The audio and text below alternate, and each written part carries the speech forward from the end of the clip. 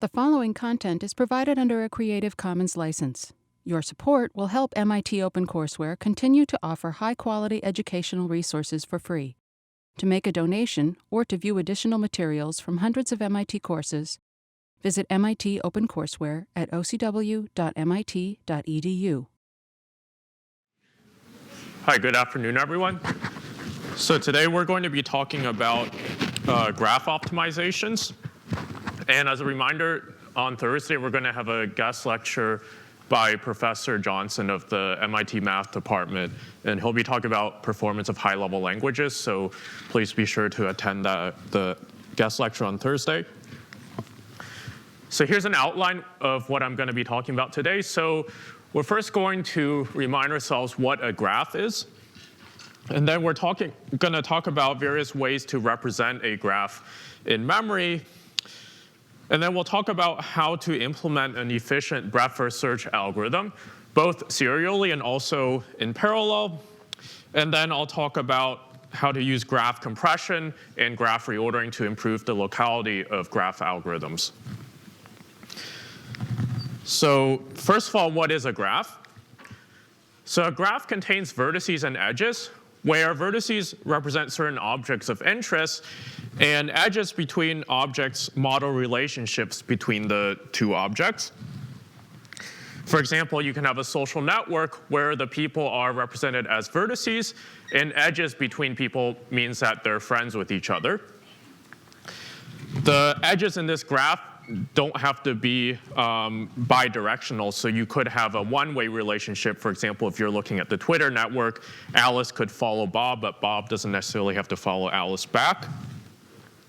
The graph also doesn't have to be connected. So here, this graph here is connected, but for example, there could be some people who don't like to talk to other people, and then they're just off in their own component. You can also use graphs to model protein networks where the vertices are proteins and edges between vertices means that there's some sort of interaction between the proteins. So this is useful in computational biology. As I said, edges can be directed, so the relationship can go one way or both ways. In this graph here, we have some directed edges and then also some edges that are directed in both directions. So here John follows Alice, Alice follows Peter, and then Alice follows Bob, and Bob also follows Alice. If you use a graph to represent the World Wide Web, then the vertices would be websites, and then the edges would denote that there's a hyperlink from one website to another. And again, the edges here don't have to be bidirectional because website A could have a link to website B, but website B doesn't necessarily have to have a link back. Edges can also be weighted, so you can have a weight on the edge that denotes the strength of the relationship or some sort of distance measure corresponding to that relationship. So here I have an example where I'm using a graph to represent cities, and the edges between cities have a weight that corresponds to the distance between the two cities. And if I want to find the quickest way to get from city A to city B, then I would be interested in finding the shortest path from A to B in this graph here. Here's another example where the edge weights now are the cost of a direct flight from city A to city B. And here the edges are directed. So for example, this says that there's a flight from San Francisco to LA for $45. And if I want to find the cheapest way to get from one city to another city, then again, I would try to find the shortest path in this graph from city A to city B. Vertices and edges can also have metadata on them, and they can also have types. So for example, here's the Google Knowledge Graph, which represents all of the knowledge on the internet that Google knows about. And here the nodes have metadata on them. So for example, the node corresponding to Da Vinci is labeled with his date of birth and date of death. And the vertices also have a color corresponding to the type of knowledge that they refer to. So you can see that some of these nodes are blue, some of them are red, some of them are green, and some of them have other things on them. So in general, graphs can have types and metadata on both the vertices as well as the edges. Let's look at some more applications of graphs. So graphs are very useful for implementing queries on social networks. So here are some examples of queries that you might want to ask on a social network. So for example, you might be interested in finding all of your friends who went to the same high school as you on Facebook. So that can be implemented using a graph algorithm. You might also be interested in finding all the common friends you have with somebody else. Again, a graph algorithm. And a social network service might run a graph algorithm to recommend people that you might know and want to become friends with. And they might use a graph algorithm to recommend certain products that you might be interested in. So these are all examples of social network queries, and there are many other queries that you might be interested in running on a social network, and many of them can be implemented using graph algorithms. Another important application is clustering. So here the goal is to find groups of vertices in a graph that are well connected internally and poorly connected externally. So in this image here, each blob of vertices of the same color correspond to a cluster. And you can see that inside a cluster, there are a lot of edges going among the vertices. And between clusters, there are relatively fewer edges. And some applications of clustering include community detection in social networks. So here you might be interested in finding groups of people with similar interests or hobbies. You can also use clustering to detect fraudulent websites on the internet. You can use it for clustering documents. So you would cluster documents that have similar text together. And clustering is often used for unsupervised learning in machine learning applications. Another application is connectomics. So connectomics is the study of the structure of the network structure of the brain. And here the vertices correspond to neurons, and edges between two vertices means that there's some sort of interaction between the two neurons. And recently there's been a lot of work on trying to do high-performance connectomics. And some of this work has been going on here at MIT by Professor Charles Isaacson and Professor Nir Shavit's research groups. So recently this has been a very hot area. Graphs also used in computer vision, for example, in image segmentation. So here you want to segment your image into the distinct objects that appear in the image. And you can construct a graph by representing the pixels as vertices. And then you would place an edge between every pair of neighboring pixels with a weight that corresponds to their similarity. And then you would run some sort of minimum cost cut algorithm to partition your graph into the different objects that appear in the image. So there are many other applications, and I'm not going to have time to go through all of them today, but here's just a flavor of some of the applications of graphs. So any questions so far?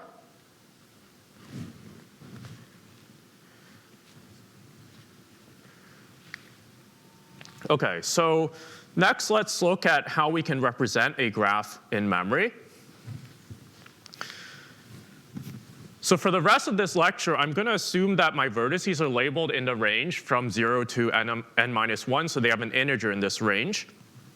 Sometimes your graph might be given to you where the vertices are already labeled in this range, sometimes not, but you can always get these labels by mapping each of the identifiers to a unique integer in this range. So for the rest of the lecture, I'm just going to assume that we have these labels from 0 to n-1 for the vertices. One way to represent a graph is to use an adjacency matrix. So this is going to be an n by n matrix, and there's a 1 bit in the ith row and jth column if there's an edge that goes from vertex I to vertex j, and 0 otherwise. Another way to represent a graph is the edgeless representation, where we just store a list of the edges that appear in the graph. So we have one pair for each edge, where the pair contains the 2 coordinates of that edge. So what is the space requirement for each of these two representations in terms of the number of edges m and the number of vertices n in the graph? So it should be pretty easy. Yes? N squared for the figures and m for Yeah, so the space for the adjacency matrix is order n squared because you have n squared cells in this matrix, and you have 1 bit for each of the cells. For the edge list, it's going to be order m because you have m edges, and for each edge, you're storing a constant amount of data in the edge list. So here's another way to represent a graph. This is known as the adjacency list format. And the idea here is that we're going to have an array of pointers, 1 per vertex, and each pointer points to a linked list, storing the edges for that vertex. And the linked list is unordered in this example. So what's the space requirement of this representation?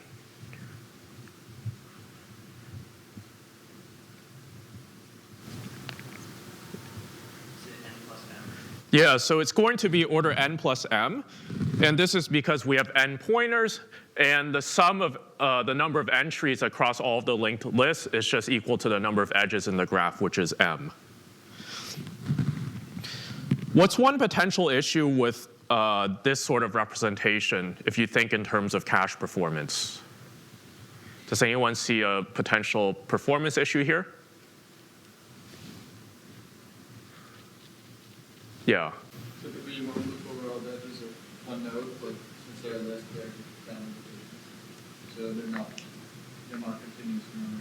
Right. So the issue here is that if you're trying to loop over all of the neighbors of a vertex, you're going to have to dereference the pointer in every linked list node because these are not contiguous in memory. And every time you dereference a linked list node, that's going to be a random access into memory. So that can be bad for cache performance.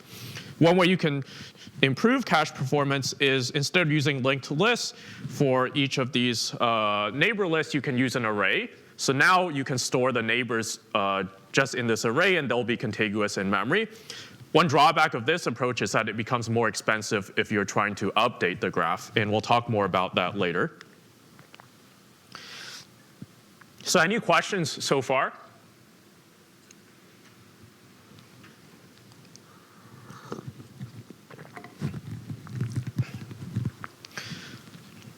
So what's another way to represent the graph that we've seen in a previous lecture?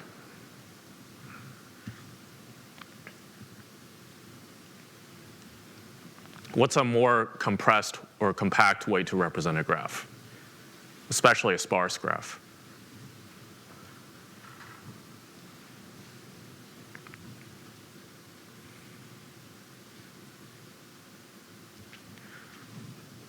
So does anybody remember the compressed sparse row format? So we looked at this in one of the early lectures. And in that lecture, we used it to store a sparse matrix, but you can also use it to store a sparse graph. And as a reminder, we have 2 arrays in the compressed sparse row or CSR format. We have the offsets array and the edges array. The offsets array stores an offset for each vertex into the edges array, telling us where the edges for that particular vertex begins in the edges array. So offsets of I stores an offset of where vertex i's edges start in the edges array. So in this example, vertex 0 has an offset of 0, so its edges start at position 0 in the edges array. Vertex 1 has an offset of 4, so it starts at index 4 in this offsets array. So with this representation, how can we get the degree of a vertex? So we're not storing the degree explicitly here. Can we get the degree efficiently?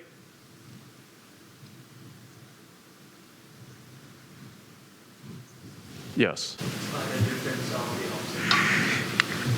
Yeah, so you can get the degree of a vertex just by looking at the difference between the next offset and its own offset. So for vertex 0, you can see that its degree is 4 because vertex 1's offset is 4 and vertex 0's offset is 0. And similarly, you can do that for all of the other vertices. So what's the space usage of this representation?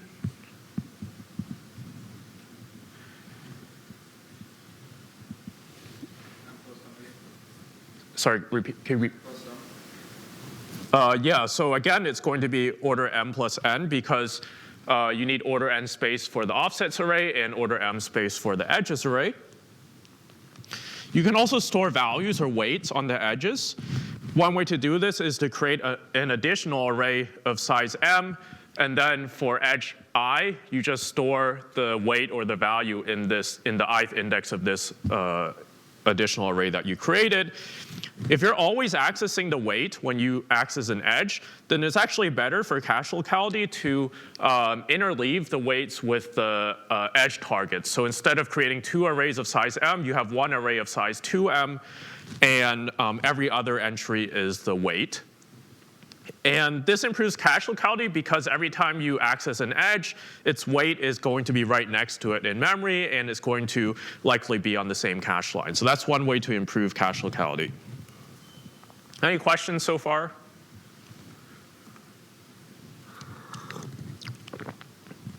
So let's look at some of the trade-offs in these different graph representations that we've looked at so far. So here I'm listing the storage costs for each of these representations, which we already discussed. This is also the cost for just scanning the whole graph in one of these representations.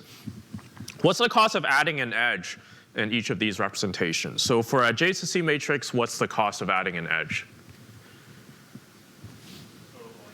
Yeah, so for adjacency matrix, it's just order 1. To add an edge because you have random access into this matrix. So you just have to access the I, jth entry and flip the bit from a 0 to 1. What about for the edge list?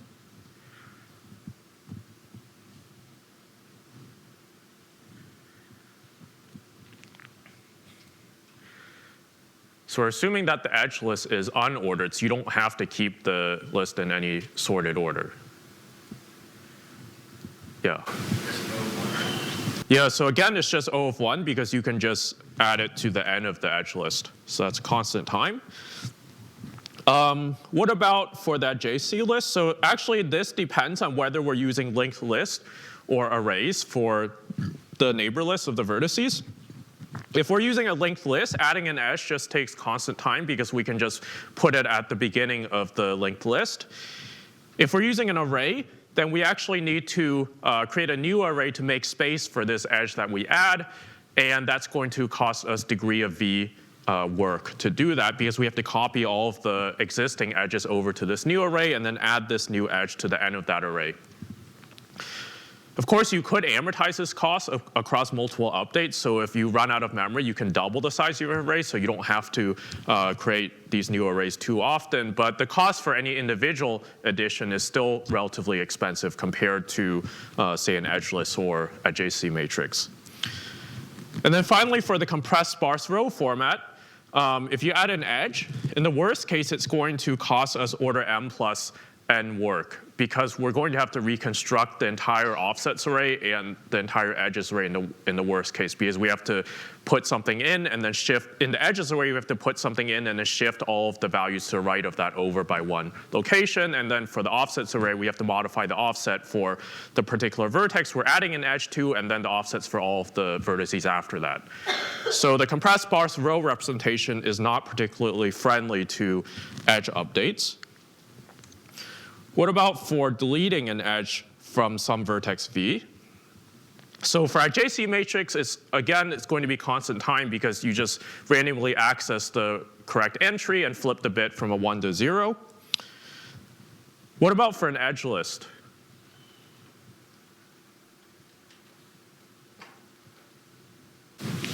Oh, then you get to iterate through the adjacency list.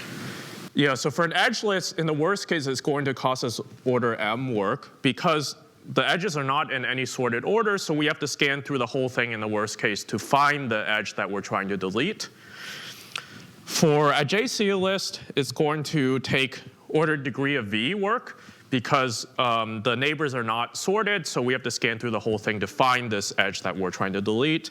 And then finally, for a compressed sparse row, it's going to be order m plus n because we're going to have to reconstruct the whole thing in the worst case. What about finding all of the neighbors of a particular vertex v? What's the cost of doing this in the adjacency matrix?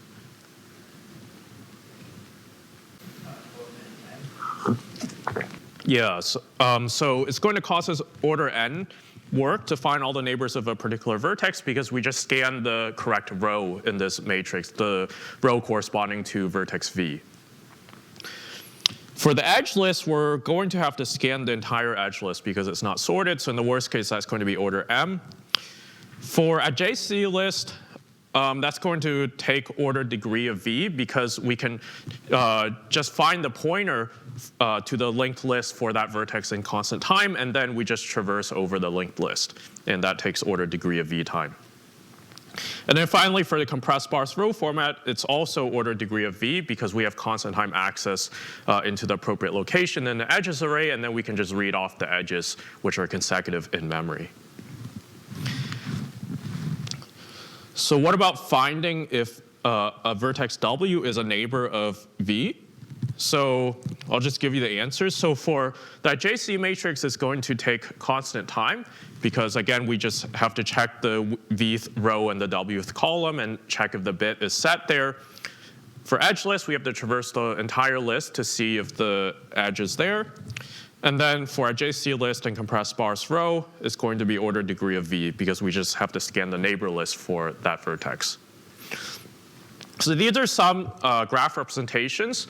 But there are actually many other graph representations, including variants of the ones that I've talked about here. So for example, for that adjacency list, I said you can either use a linked list or an array to store the neighbor list, but you can actually use a hybrid approach where you still have a linked list, but each linked list node actually stores more than one vertex. So you can store maybe 16 vertices in each linked list node, and that gives us better cache locality.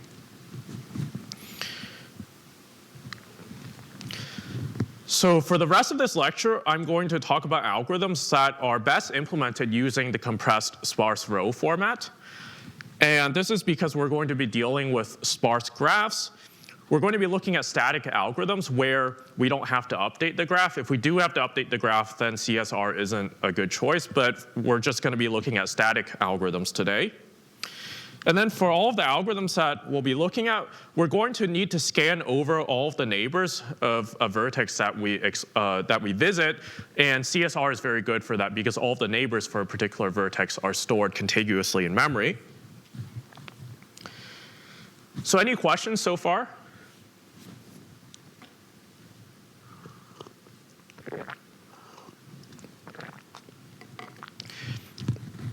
Okay, I do want to talk about some properties of real-world graphs. So first, we're seeing graphs that are quite large today, but actually they're not too large. So here are the sizes of some of the real-world graphs out there. So there's a Twitter network. This is actually a snapshot of the Twitter network from a couple years ago. It has 41 million vertices and 1.5 billion edges, and you can store this graph in about 6.3 gigabytes of memory. So you can probably store it in the main memory of your laptop. The largest publicly available graph out there now is this Common Crawl web graph. It has 3.5 billion vertices and 128 billion edges. So storing this graph requires a little over half a terabyte of memory. So it is quite a bit of memory, but it's actually not too big because there are machines out there with main memory sizes in the order of terabytes of memory nowadays. So for example, you can rent a 2 terabyte or 4 terabyte memory instance on AWS, which you're using for your homework assignments. So if you have any leftover credits at the end of the semester, you can, and you want to play around with this graph, you can rent one of these terabyte machines. Just remember to turn it off when you're done because it's kind of expensive.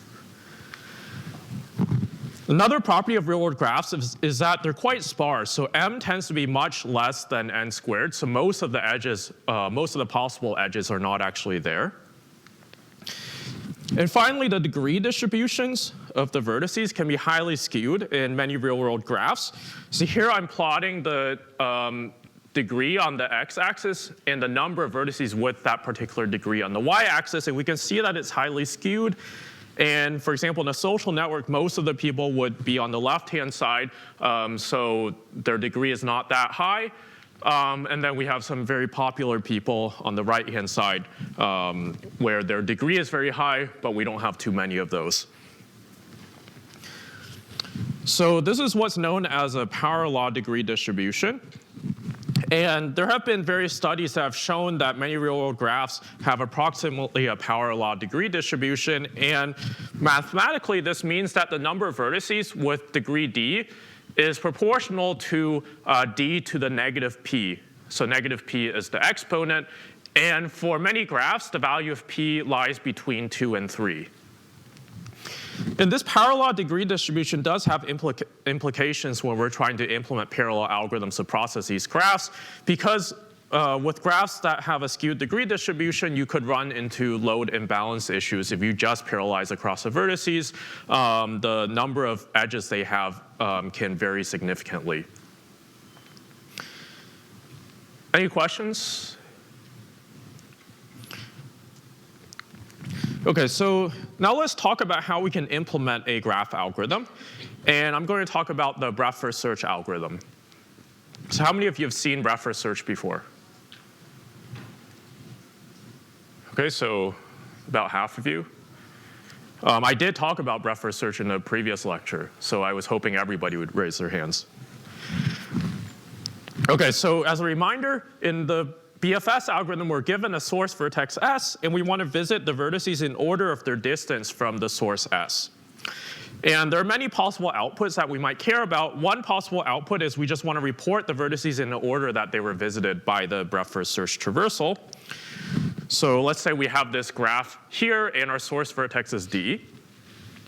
So what's one possible order in which we can traverse these vertices?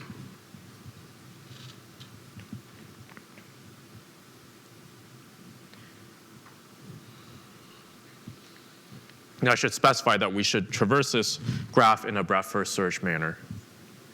So what's the first vertex we're going to explore? D. So we're first going to look at D, because that's our source vertex. The second vertex, we can actually choose between B, C, and E, because all we care about is that we're visiting these vertices in order of their distance from the source, but these three vertices all have the same distance, so let's just pick B, C, and then E. And then finally, I'm going to visit vertex A, which has a distance of 2 from the source. So this is one possible solution. There are other possible solutions because we could have visited E before we visited B, and so on. Another possible output that we might care about is we might want to report the distance from each vertex to the source vertex S. So in this example, here are the distances. So D has a distance of 0, B, C, and E all have a distance of 1, and A has a distance of 2. We might also want to generate a breadth-first search tree where each vertex in the tree has a parent which is a neighbor in the previous level of the breadth-first search, or in other words, the parent should have a distance of 1 less than that vertex itself. So here's an example of a breadth-first search tree. And we can see that each of the vertices has a parent whose breadth-first search distance is 1 less than itself. So the algorithms that I'm going to be talking about today will generate the distances as well as the BFS tree. And BFS actually has many applications. So it's used as a subroutine in betweenness centrality, which is a very popular graph mining algorithm used to rank the importance of nodes in a network. And the importance of nodes here corresponds to how many shortest paths go through that node. Other applications include eccentricity estimation, maximum flow. So some max flow algorithms use BFS as a subroutine. You can use BFS to crawl the web, do cycle detection, garbage collection, and so on. So let's now look at a serial BFS algorithm. And here I'm just going to show the pseudocode. So first, we're going to initialize the distances to all infinity. And we're going to initialize the parents to be nil. And then we're going to create a queue data structure. We're going to set the distance of the root to be 0, because the root has a distance of 0 to itself. And then we're going to place the root onto this queue. And then while the queue is not empty, we're going to dequeue the first thing in the queue. We're going to look at all of the neighbors of the current vertex that we dequeued. And for each neighbor, we're going to check if its distance is infinity. If the distance is infinity, that means we haven't explored that neighbor yet. So we're going to go ahead and explore it. And we do so by setting its distance value to be the current vertex's distance plus 1. We're going to set the parent of that neighbor to be the current vertex, and then we'll place the neighbor onto the queue. So it's a pretty simple algorithm. And we're just going to keep iterating in this while loop until there are no more vertices left in the queue.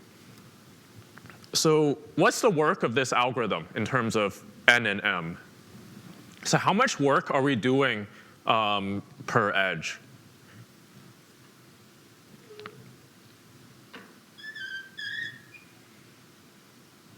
Yes. Assuming that NQ are constant m operations, doing a constant amount of work. Yeah, so assuming that the NQ and DQ operators are constant time, then we're doing a constant amount of work per edge. So summed across all edges, that's going to be order m.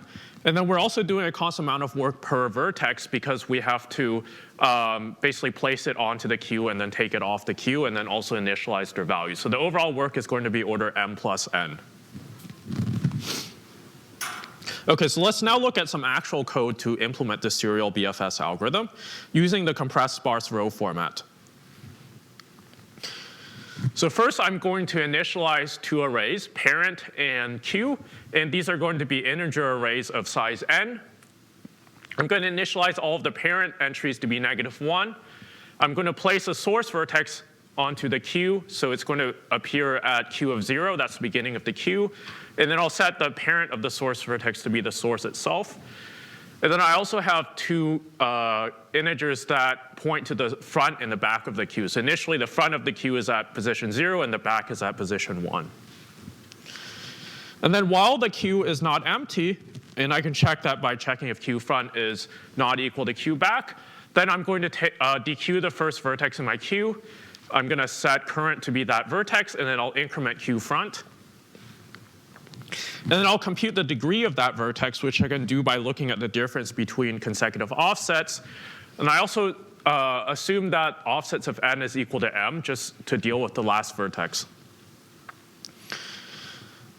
And then I'm going to loop through all of the neighbors for the current vertex. And to access each neighbor, what I do is I go into the edges array. And I know that my neighbors start at offsets of current. And therefore, to get the ith neighbor, I just do offsets of current plus I. That's my index into the edges array. Now I'm going to check if my neighbor has been explored yet. And I can check that by checking if parent of neighbor is equal to -1. If it is, that means I haven't explored it yet. And then I'll set parent of neighbor to be current. And then I'll place the neighbor onto the back of the queue and increment queue back. And I'm just going to keep repeating this while loop until it becomes empty. And here I'm only generating the parent pointers, but I could also generate the distances if I wanted to with just a slight modification of this code. So any questions on how this code works? OK, so here's a question. What's the most expensive part of the code? Can you point to one particular line here that is the most expensive?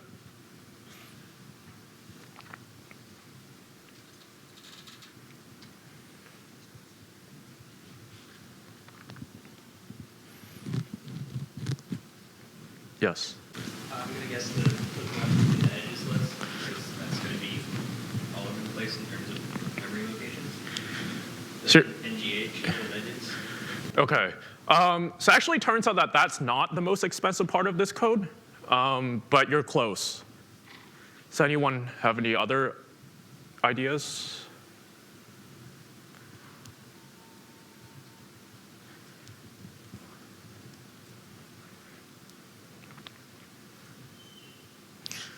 Yes. Is it looking up the parent array? Yeah, so it turns out that this line here where we're accessing parent of neighbor, that turns out to be the most expensive. Because whenever we access this parent array, the neighbor can appear anywhere in memory. So that's going to be a random access. And if the parent array doesn't fit in our cache, then that's going to cost us a cache miss almost every time. This edges array is actually mostly accessed sequentially because for each vertex, all of its edges are stored contiguously in memory. We do have one random access into the edges array per vertex because we have to look up the starting location for that vertex, but it's not one per edge, unlike this check of the parent array. That occurs for every edge. So does that make sense? So let's do a back of the envelope calculation to figure out how many cache misses we would incur, assuming that we started with a cold cache. And we also assume that n is much larger than the size of a cache. So we can't fit any of these arrays into cache. We'll assume that a cache line has 64 bytes and integers are 4 bytes each. So let's try to analyze this. So the initialization will cause us n over 16 cache misses. And the reason here is that we're initializing this array sequentially. So we're accessing contiguous locations, and this can take advantage of spatial locality. On each cache line, we can fit 16 of the integers. So overall, we're going to need n over 16 cache misses just to initialize this array. We also need n over 16 cache misses across the entire algorithm to dequeue the vertex from the front of the queue, because again, this is going to be a sequential access into this queue array, and across all vertices, that's going to be n over 16 cache misses, because we can fit 16 integers on a cache line. To compute the degree here, that's going to take n cache misses overall, because each of these accesses into the offsets array is going to be a random access, because we have no idea what the value of current here is. It could be anything. So across the entire algorithm, we're going to need n cache misses to access this offsets array. And then to access this edges array, I claim that we're going to need at most 2n plus m over 16 cache misses. So does anyone see where that bound comes from?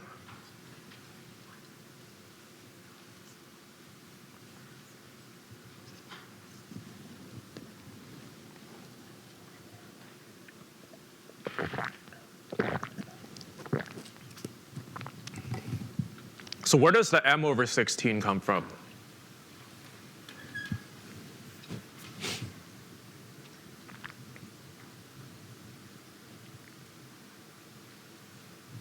Yeah. You have to access that at least once per edge. Right, so you have to pay m over 16 because you're accessing every edge once, and you're accessing the edges contiguously. So therefore, across all edges, that's going to take m over 16 cache misses. But we also have to add 2n, because whenever we access the edges for a particular vertex, the first cache line might not only contain that vertex's edges, and similarly, the last cache line that we access might also not just contain that vertex's edges. So therefore, we're going to waste the first cache line and the last cache line in the worst case for each vertex, and summed across all vertices, that's going to be 2n. So this is an upper bound, 2n plus m over 16. Accessing this parent array, that's going to be a random access every time. So we're going to incur a cache miss in the worst case every time. So summed across all edge accesses, that's going to be m cache misses. And then finally, we're going to pay n over 16 cache misses to enqueue the neighbor onto the queue, because these are sequential accesses. So in total, we're going to incur at most 51 over 16 n plus 17 over 16 m cache misses. And if m is greater than 3n, then the second term here is going to dominate, and m is usually greater than 3n in most real-world graphs. And the second term here is dominated by this random access into the parent array. So let's see if we can optimize this code so that we get better cache performance. So let's say we could fit a bit vector of size n into cache, but we couldn't fit the entire parent array into cache. What can we do to reduce the number of cache misses? Does anyone have any ideas? Yeah.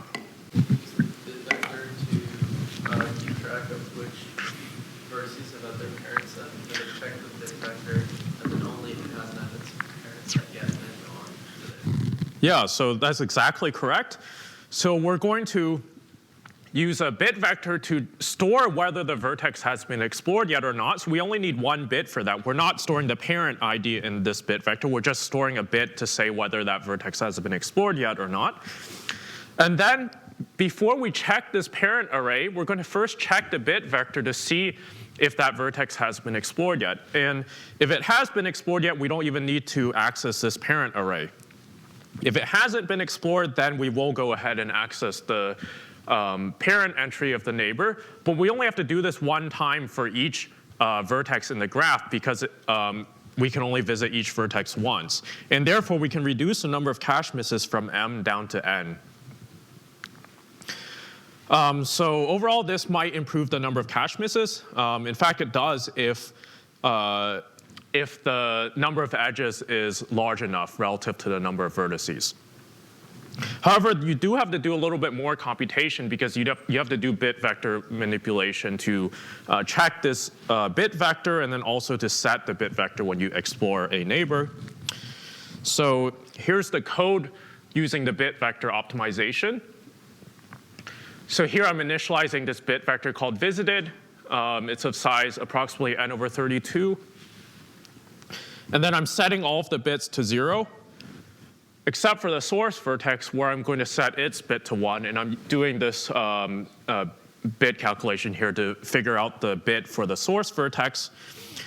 And then now, when I'm trying to visit a neighbor, I'm first going to check if the neighbor is visited by checking this bit array. And I can do this using this computation here. So I and visited of neighbor over 32 by this mask, 1 left shifted by neighbor mod 32. And if that's false, that means the neighbor hasn't been visited yet. So I'll go inside this if clause, and then I'll set the visited bit to be true using this statement here. And then I do the same operations as I did before. It turns out that this version is faster for large enough values of m relative to n because you reduce the number of cache misses overall. You still have to do this extra computation here, this bit manipulation, but if m is large enough, then the reduction in number of cache misses outweighs the additional computation that you have to do. Any questions?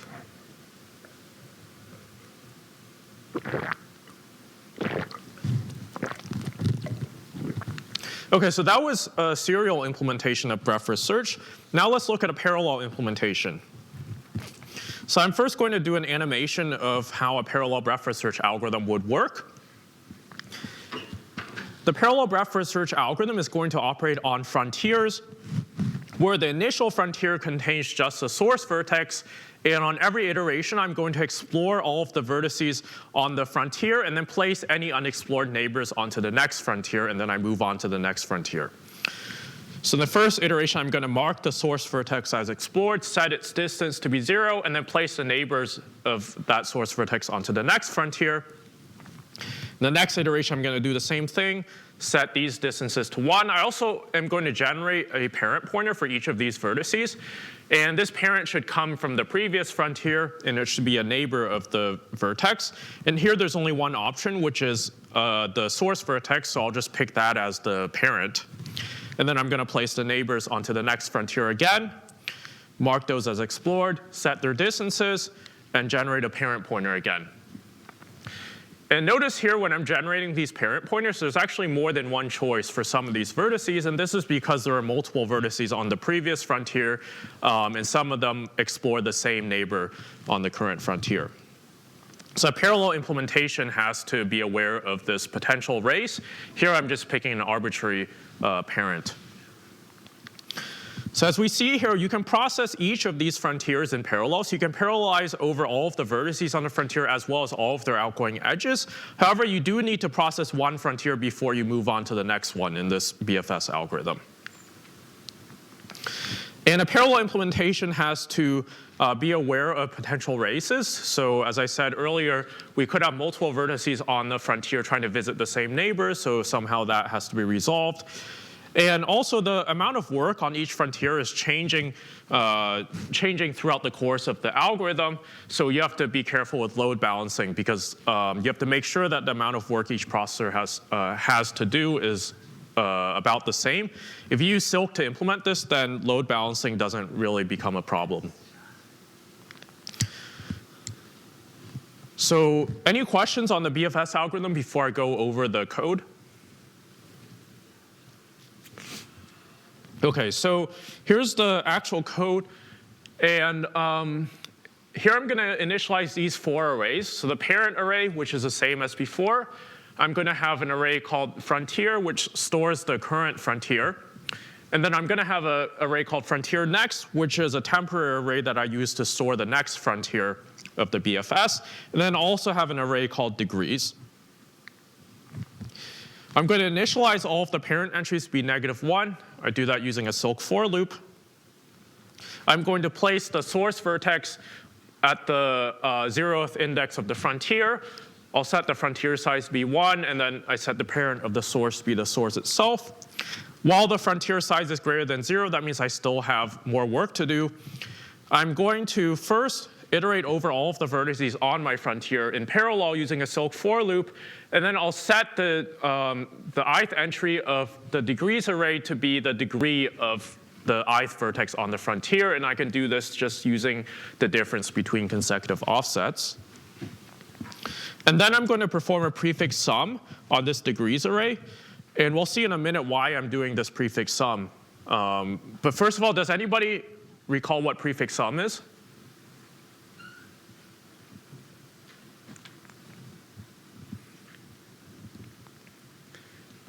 So who knows what prefix sum is? Do you want to tell us what it is? Yeah, so it's an array where index size is the sum of all elements of the array. Yeah, so prefix sum. So here I'm going to demonstrate this with an example. So let's say this is our input array. The output of this array would store for each location the sum of everything before that location in the input array. So here we see that the first position has a value of 0 because the sum of everything before it is 0. There's nothing before it in the input. The second position has a value of 2 because the sum of everything before it is just the first location. The third location has a value of 6 because the sum of everything before it is 2 plus 4, which is 6, and so on. So I believe this was on one of your homework assignments. So hopefully everyone knows what prefix sum is. And later on, we'll see how we use this to do the parallel reference search. OK, so I'm going to do a prefix sum on this degrees array. And then I'm going to loop over my frontier again in parallel. I'm going to let v be the ith vertex on the frontier. Index is going to be equal to degrees of I. And then my degree is going to be offsets of v plus 1 minus offsets of v. Now I'm going to loop through all of v's neighbors.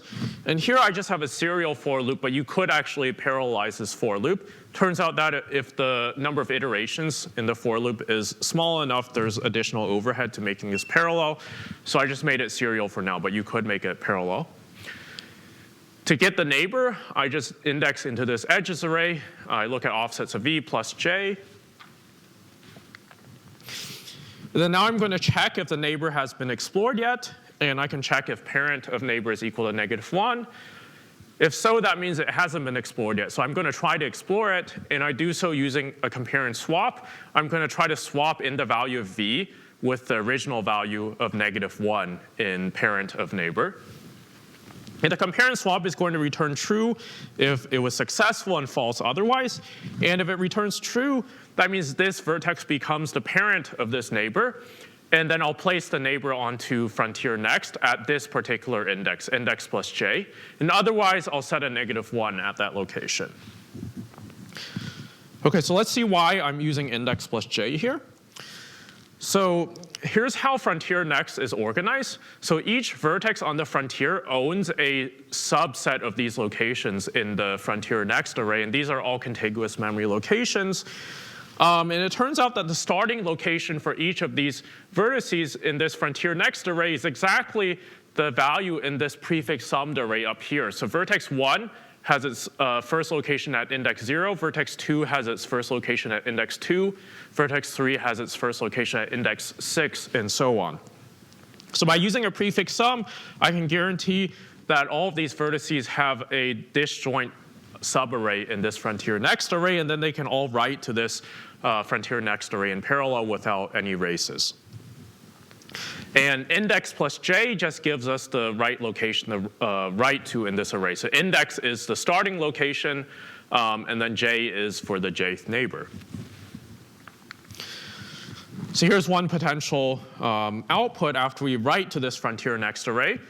So we have some non-negative values, and these are vertices that we explored in this iteration. We also have some -1 values. And the -1 here means that either the vertex has already been explored in a previous iteration, or we tried to explore it in the current iteration, but somebody else got there before us because somebody else is doing the compare and swap at the same time, and they could have finished before we did, so we failed on the compare and swap. So we don't actually want these -1 values, so we're going to filter them out. And we can filter them out using a prefix sum again. And this is going to give us a new frontier. And we'll set the frontier size equal to the size of this new frontier. And then we repeat this while loop until there are no more vertices on the frontier. So any questions on this parallel BFS algorithm?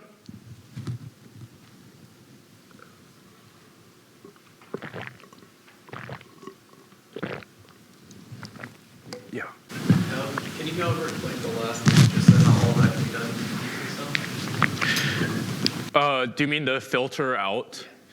Yeah, so what you can do is you can create another array which stores a 1 in location I if that location is not a -1 and a 0 if it is a -1. Then you do a prefix sum on that array, which gives us unique offsets into an output array. So then everybody just looks at the prefix sum array there, and then it writes to the output array. So it might be easier if I try to draw this on the board.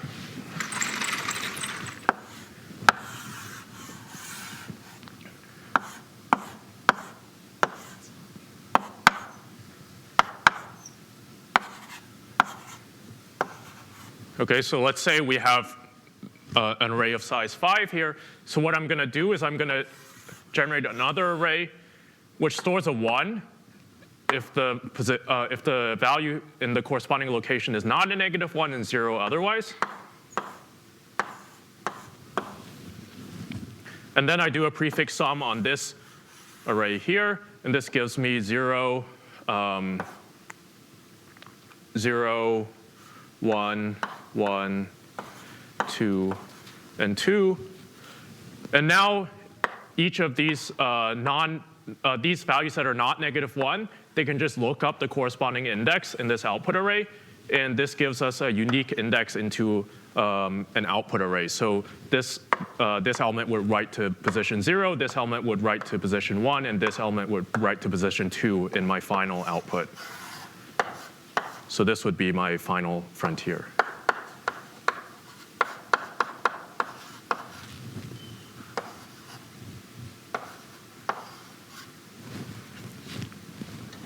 Does that make sense?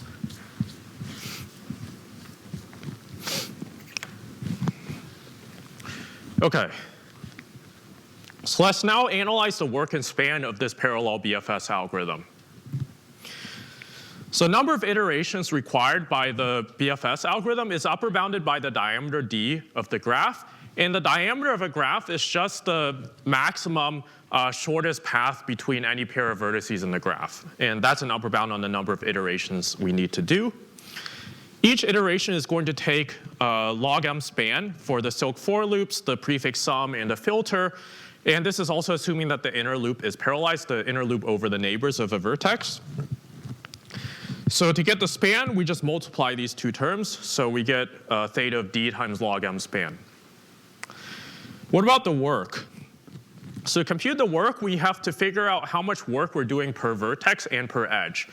So first, notice that the sum of the frontier sizes across the entire algorithm is going to be n, because each vertex can be on the frontier at most once. Also, each edge is going to be traversed exactly once, so that leads to m total edge visits. On each iteration of the algorithm, we're doing a prefix sum. And the cost of this prefix sum is going to be proportional to the frontier size. So summed across all iterations, the cost of the prefix sum is going to be theta of n. We also have to do this filter, but the work of the filter is proportional to the number of edges traversed in that iteration. And summed across all iterations, that's going to give us theta of m total. So overall, the work is going to be theta of n plus m for this parallel BFS algorithm. So this is a work-efficient algorithm. The work matches that of the serial algorithm. Any questions on the analysis?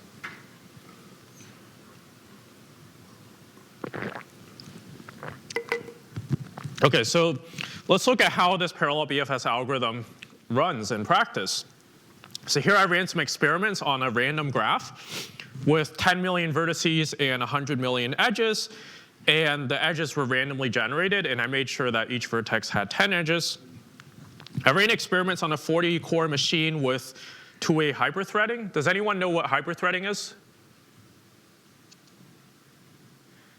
Yeah, what is it? It's when you have like one CPU core that can kind of execute two instruction streams at the same time, so it can kind of like high memory latency. Yeah, so that's a great answer. So hyperthreading is an Intel technology where for each physical core, the operating system actually sees it as two logical cores. They share many of the same resources, but they have their own registers. So if one of the logical cores stalls on a long latency operation, the other logical core can use the shared resources and hide some of the latency. OK, so here I'm plotting the speed up over the single threaded time of the parallel algorithm versus the number of threads. So we see that on 40 threads, we get a speed up of about 22 or 23x. And when we turn on hyperthreading and use all 80 threads, the speed up is about 32 times on 40 cores. And this is actually pretty good for parallel graph algorithm. It's very hard to get good, very good speed ups on these irregular graph algorithms. So 32x on 40 cores is pretty good. I also compared this to the serial BFS algorithm because that's what we ultimately want to compare against. So we see that on 80 threads, the speed up over the serial BFS is about 21, 22x. And the serial BFS is 54% faster than the parallel BFS on one thread. This is because it's doing less work than the parallel version. The parallel version has to do extra work with the prefix sum in the filter, whereas the serial version doesn't have to do that. But overall, the parallel implementation is still pretty good.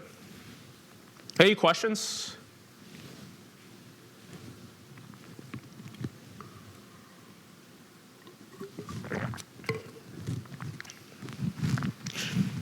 So a couple lectures ago, we saw this slide here.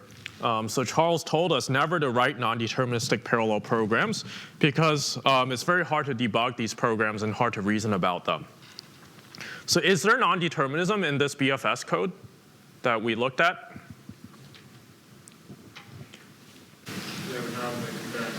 Yeah, so there's non-determinism in the compare and swap. So let's go back to the code.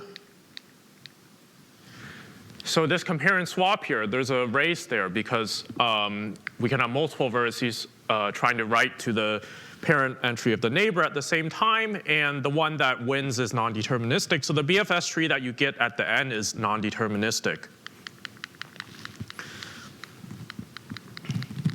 OK, so let's see how we can try to fix this non-determinism. OK, so as we said, this is the line that causes the non-determinism. It turns out that we can actually make the output BFS tree be deterministic by going over the outgoing edges in each iteration in two phases. So how this works is that in the first phase, the vertices on the frontier are not actually going to write to the parent array of the, or they are going to write, but they're going to be using this write-min operator. And the write-min operator is an atomic operation that guarantees that when we have concurrent writes to the same location, the smallest value gets written there. So the value that gets written there is going to be deterministic. It's always going to be the smallest one that tries to write there. Then in the second phase, each vertex is going to check for each neighbor whether parent of neighbor is equal to v. If it is, that means it was the vertex that successfully wrote to parent of neighbor in the first phase. And therefore, it's going to be responsible for placing this neighbor onto the next frontier. And we're also going to set parent of neighbor to be negative v. This is just a minor detail. And this is because when we're doing this right min operator, we could have a future iteration where a lower vertex tries to visit the same vertex that we already explored. But if we set this to a negative value, we're only going to be writing non-negative values to this location. So the right min on a neighbor that has already been explored would never succeed. OK, so the final BFS, final BFS tree that's generated by this code is always going to be the same every time you run it. I want to point out that this code is still not deterministic with respect to the order in which individual memory locations get updated. So you still have a determinacy race here in the right min operator. But it's still better than a non-deterministic code in that you always get the same BFS tree. So how do you actually implement the right min operation? So it turns out you can implement this using a loop with a compare and swap. So right min takes as input 2 arguments, the memory address that we're trying to update and the new value that we want to write to that address. We're first going to set old val equal to the value at that memory address. And we're going to check if new val is less than old val. If it is, then we're going to attempt to do a compare and swap at that location, writing new val into that address if its initial value was old val. And if that succeeds, then we return.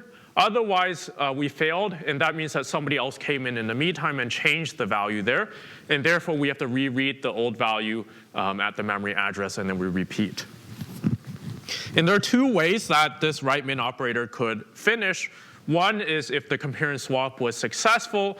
The other one is if new val is greater than or equal to old val. In that case, we no longer have to try to write anymore because the value that's there is already smaller than what we're trying to write.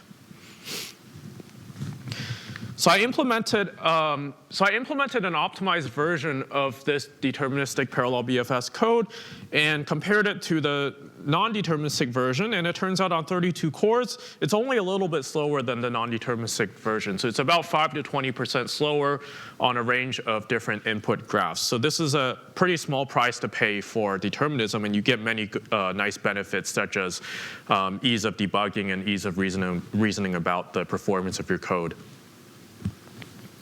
Any questions?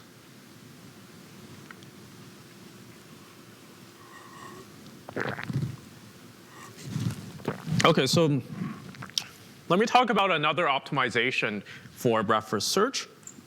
And this is called the direction optimization. And the idea is motivated by how the sizes of the frontiers change in a typical BFS algorithm over time. So here I'm plotting the frontier size on the y-axis in log scale, and the x-axis is the iteration number. And on the left, we have a random graph. On the right, we have a power law graph. And we see that the frontier size actually grows pretty rapidly, especially for the power law graph, and then it drops pretty rapidly. So this is true for many of the real-world graphs that we see because many of them look like power law graphs. And in the BFS algorithm, most of the work is done when the frontier is relatively large. So most of the work is going to be done in these middle iterations where the frontier is very large. And it turns out that there are 2 ways to do breadth first search. One way is the traditional way, which I'm going to refer to as the top-down method. And this is just what we did before. We look at the frontier vertices and explore all of their outgoing neighbors and mark any of the unexplored ones as explored and place them onto the next frontier. But there's actually another way to do breadth first search. And this is known as the bottom-up method. And in the bottom-up method, I'm going to look at all of the vertices in the graph that haven't been explored yet, and I'm going to look at their incoming edges. And if I find an incoming edge that's on the current frontier, I can just say that that incoming neighbor is my parent, and I don't even need to look at the rest of my incoming neighbors. So in this example here, vertices 9 through 12, when they loop through their incoming edges, they found an incoming neighbor on the frontier, and they chose that neighbor as their parent, and they get marked as explored. And we can actually save some edge traversals here because, for example, if you look at vertex 9, and you imagine the edges being traversed in a top to bottom manner, then vertex 9 is only going to look at its first incoming edge and find that the incoming neighbor is on the frontier, so it doesn't even need to inspect the rest of the incoming edges because all we care about finding is just one parent in the BFS tree. We don't need to find all of the possible parents. In this example here, vertices 13 through 15 actually ended up wasting work because they looked at all of their incoming edges and none of the incoming neighbors are on the frontier, so they don't actually find a neighbor. So the bottom-up approach turns out to work pretty well when the frontier is large and many vertices have been already explored, because in this case, you don't have to look at many vertices. And for the ones that you do look at, when you scan over their incoming edges, it's very likely that early on you'll find a neighbor that is on the current frontier, and you can skip a bunch of edge traversals. And the top-down approach is better when the frontier is relatively small. And in a paper by Scott Beamer in 2012, he actually studied the performance of these two approaches in BFS. And this plot here plots the running time versus the iteration number for a power law graph and compares the performance of the top-down and bottom-up approach. So we see that for the first two steps, the top-down approach is faster than the bottom-up approach. But then for the next couple steps, the bottom-up approach is faster than the top-down approach. And then when we get to the end, the top-down approach becomes faster again. So the top-down approach, as I said, is more efficient for small frontiers, whereas the bottom-up approach is more efficient for large frontiers. Also, I want to point out that in the top-down approach, when we update the parent array, that actually has to be atomic because we could have multiple vertices trying to update the same neighbor. But in the bottom-up approach, the update to the parent array doesn't have to be atomic because we're scanning over the incoming neighbors of any particular vertex v serially, and therefore there can only be one processor that's writing to parent of v. So we choose between these two approaches based on the size of the frontier. We found that a threshold of a frontier size of about n over 20 works pretty well in practice. So if the frontier has more than n over 20 vertices, we use the bottom-up approach, and otherwise we use the top-down approach. You can also use more sophisticated thresholds, such as also considering the sum of out degrees, since the actual work is dependent on the sum of out degrees of the vertices on the frontier.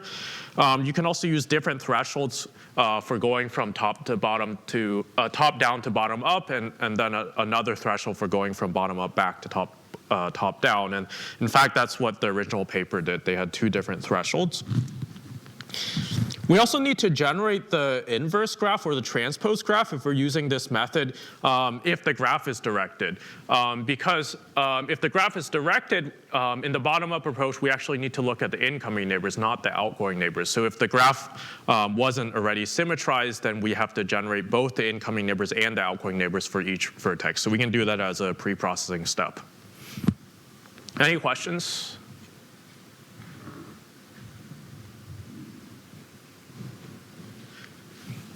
Okay, so how do we actually represent the frontier? So one way to represent the frontier is just to use a sparse integer array, which is what we did before. Another way to do this is to use a dense array. So for example, here I have an array of bytes. The array is of size n, where n is the number of vertices, and then I have a 1 in position I if vertex I is on the frontier and 0 otherwise.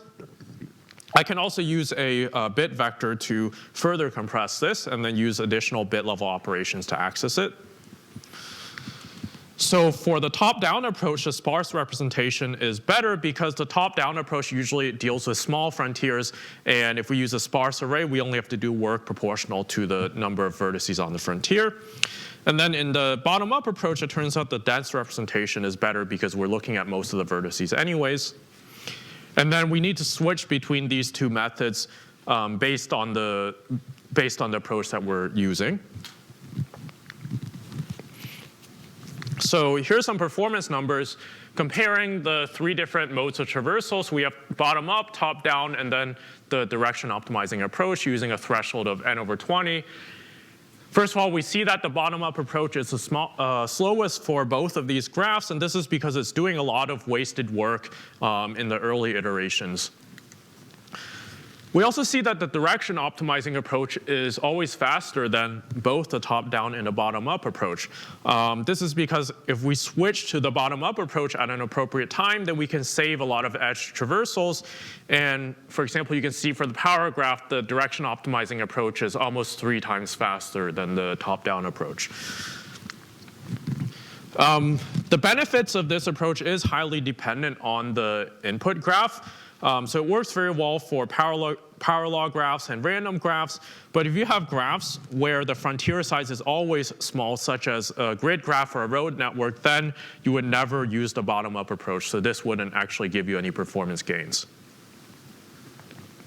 Any questions?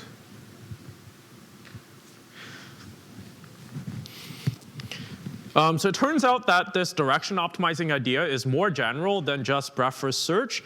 So a couple years ago, I developed this framework called LIGRA, where I generalized the direction optimizing idea to other graph algorithms, such as betweenness centrality, connected components, sparse page rank, shortest paths, and so on. And in the LIGRA framework, we have an edge map operator that chooses between a sparse implementation and a dense implementation based on the size of the frontier. So sparse here corresponds to the top-down approach, and dense corresponds to the bottom-up approach. And it turns out that using this direction optimizing idea for these other applications also gives you performance gains in practice.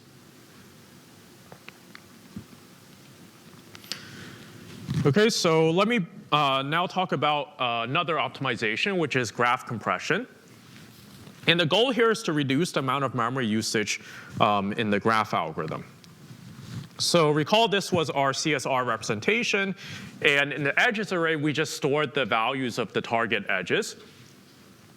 Instead of storing the actual targets, we can actually do better by first sorting the edges so that they appear in non-decreasing order, and then just storing the differences between consecutive edges. And then for the first edge for any particular vertex, we'll store the difference between the target and the source of that edge. So for example here, for vertex 0, the first edge is going to have a value of 2 because we're going to take the difference between the target and the source, so 2 minus 0 is 2. Then for the next edge, we're going to take the difference between the second edge and the first edge, so that's 7 minus 2, which is 5. And then similarly, we do that for all of the remaining edges. Notice that there are some negative values here, and this is because the target is smaller than the source. So in this example, 1 is smaller than 2, so if you do 1 minus 2, you get a negative 1.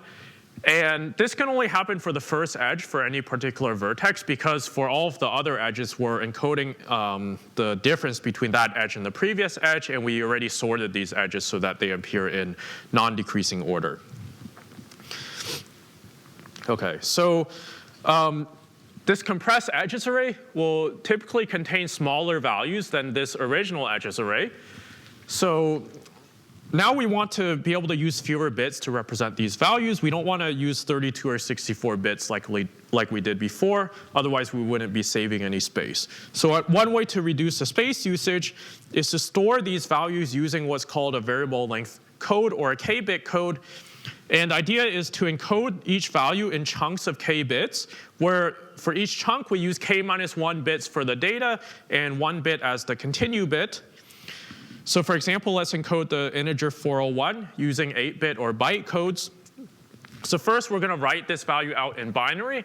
And then we're going to take the bottom 7 bits, and we're going to place that into the data field of the first chunk. And then in the last bit of this chunk, we're going to check if we still have any more bits that we need to encode. And if we do, then we're going to set a 1 in the continue bit position. And then we create another chunk where we place the next 7 bits into the data field of that chunk. And then now we're actually done encoding this integer value, so we can place a 0 in the continue bit. So that's how the encoding works. And decoding is just doing this process backwards. So you read chunks until you find a chunk with a 0 continue bit. And then you shift all of the data values left accordingly and sum them together to reconstruct the integer value that you encoded. One performance issue that might occur here is that when you're decoding, you have to check this continue bit for every chunk and decide what to do based on that continue bit. And this is actually unpredictable branch, so you can suffer from branch mispredictions from checking this continue bit. So one way you can optimize this is to get rid of these continue bits. And the idea here is to first figure out how many bytes you need to encode each integer in the sequence, and then you group together integers that require the same number of bytes to encode. use a run length encoding idea to encode all of these integers together by using a header byte, where in the header byte you use the lower six bits to store the size of the group and the highest 2 bits to store the number of bytes each of these integers needs to decode. And now all of the integers will just, in this group, will just be stored after this header byte, and we know exactly how many bytes they need to decode, so we don't need to store a continue bit in these chunks. This does slightly increase the space usage, but it makes decoding cheaper because we no longer have to suffer from branch mispredictions from checking this continue bit. Okay, so now we have to decode these edge lists on the fly as we're running our algorithm. If we decoded everything at the beginning, we wouldn't actually be saving any space. So we need to decode these edges as we access them in our algorithm. Since we encoded all of these edge lists separately for each vertex, we can decode all of them in parallel. And each vertex just decodes its edge list sequentially, but what about high degree vertices? If you have a high degree vertex, you still have to decode its edge list sequentially, and if you're running this in parallel, this could lead to load imbalance. So one way to fix this is, instead of just encoding the whole thing sequentially, you can chunk it up into chunks of size t, and then for each chunk, you encode it like you did before, where you store the first value relative to the source vertex, and then all the other values relative to the previous edge. And now you can actually decode the first value here for each of these chunks all in parallel without having to wait for the previous edge to be decoded. And then this gives us much more parallelism because all of these chunks can be decoded in parallel. And we found that a value of t, where t is the chunk size, between 100 and 10,000 works pretty well in practice. Okay, so I'm not going to have time to go over the experiments, but at a high level, the experiments show that the compression schemes do save space. And serially, it's only slightly slower than the uncompressed version. But surprisingly, when you run it in parallel, it actually becomes faster than the uncompressed version. And this is because these graph algorithms are memory bound. And if you're using less memory, you can alleviate this memory subsystem bottleneck and get better scalability. And the decoding part of these compressed algorithms actually get very good parallel speedup because they're just doing local operations. Okay. Okay, so let me summarize now. So we saw some properties of real-world graphs. We saw that they're quite large, but they can still fit on a multi-core server. And they're relatively sparse. They also have a power law degree distribution. Many graph algorithms are irregular in that they involve many random memory accesses. So that becomes the bottleneck of the performance of these algorithms. And you can improve performance with algorithmic optimizations, such as using this direction optimization. And also by creating and exploiting locality, for example, by using this bitvector optimization. And finally, optimizations for graphs might work well for certain graphs, but they might not work well for other graphs. For example, the direction optimization idea works well for power law graphs, but not for road graphs. So when you're trying to optimize your graph algorithm, you should definitely test it on different types of graphs and see where it works well and where it doesn't work. So that's all I have. If you have any additional questions, please feel free to ask me after class. And as a reminder, we have a guest lecture on Thursday by Professor Johnson of the MIT Math Department. And he'll be talking about high-level languages, so please be sure to attend.